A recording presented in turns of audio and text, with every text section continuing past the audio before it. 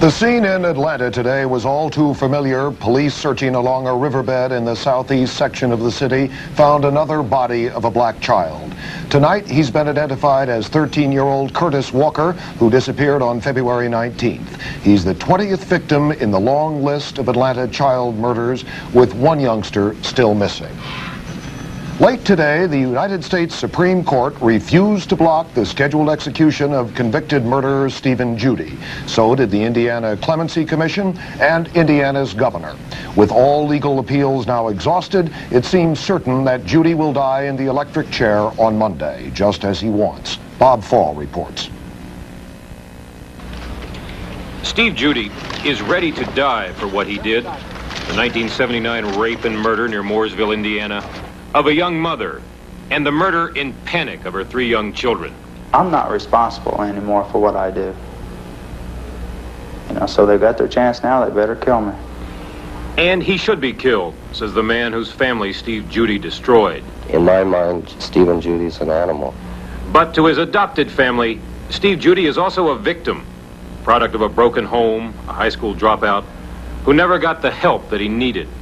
There's an emotional, a loving guy there. He knows that something's wrong with him. He said society's not ready to deal with people like him. What society was ready to do was sentence him to die in the electric chair, and Steve Judy would rather that than spend the rest of his life in a cell. I'm not fighting them over this. So they've got to do it now. But the American Civil Liberties Union says executions are morally, legally, and socially wrong, and is desperately trying to stop Judy's, even though he's told them not to. He is not a very good judge of what is in his own best interest. His wishes are not the issue. What is involved here is not a suicide by Stephen Judy, but an official, ceremonious homicide by the state of Indiana. So the issue here is not just a troubled, violent man. There's no sorrow in me. The issue is also capital punishment. It may to some be revenge. To us, it's a necessary deterrent, and it's also the only way to prevent these kinds of people from coming back to threaten society, to kill again. Late today, after the state Supreme Court upheld the Indiana death penalty law, and after another impassioned appeal from Stephen Judy to the ACLU not to interfere, the ACLU threw in the towel, concluding that it has no legal authority to raise objections that Stephen Judy would not raise. Church leaders, though, plan vigils, urge compassion. The convicted killer wants neither. Why let me take somebody else's life now? They've got their chance now. Let them stop me now. And now it seems certain the state will. Bob Fall, CBS News, Indianapolis. Justice was finally done in an Oakland courtroom today for a man who had spent nearly a decade behind bars. Jerry Bowen has the story. Aaron Lee Owens walked into an Oakland courtroom today, 9 years of prison behind him for a double murder he did not commit. A man convicted by perjured testimony and his own remarkable resemblance to the real killer, who police say is still at large. His relatives were in the courtroom too, as the original sentencing judge, who declined to be photographed, set Owens free. If you were wrongly convicted, we cannot repay your loss. But we can say with some pride that the same system which found you at fault can now set you free. Owens was embraced by his mother, mobbed by reporters as he took his first steps toward freedom. Freedom won by the original prosecutor in the case, who later successfully fought for Owens' release.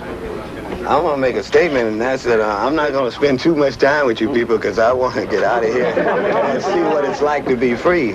And after nearly a decade in prison, Owens, who admits his past has been one of crime, police say one of drug dealing, Owens, also known by a half-dozen aliases, had his own thoughts on the system. I'll never forget. I was 28 years old, and they threw me in Folsom Prison. I've been stabbed, I've been in riots, I've been fighting, and didn't even know what I was fighting about. I just had to keep people from fighting. These things wouldn't have happened to me if it wasn't for those people not doing their job properly. Not only did Owens know he was innocent, but during his prison years actually learned the identity of the alleged killer from his co-defendant in the case. But for reasons he could not explain today, reasons based on that prison moral code which brands forthcoming inmates as snitches, Aaron Lee Owens refused to talk. Owens' release came only when the co-defendant, still in prison, identified another man as his alleged partner. Jerry Bowen, CBS News, Oakland. A Superior Court judge in Sacramento tonight ruled that the teaching of evolution in California classrooms does not violate the rights of those who believe in the biblical version of creation. Judge Irving Perlis based his ruling on a policy statement set in 1973 by the California Board of Education, which said that Darwin's theory of evolution must be taught as theory, not as dogma. The judge said that policy statement must be stressed in future guidelines to the schools. The fundamentalists had charged Darwinian evolution was being treated as fact in the classroom.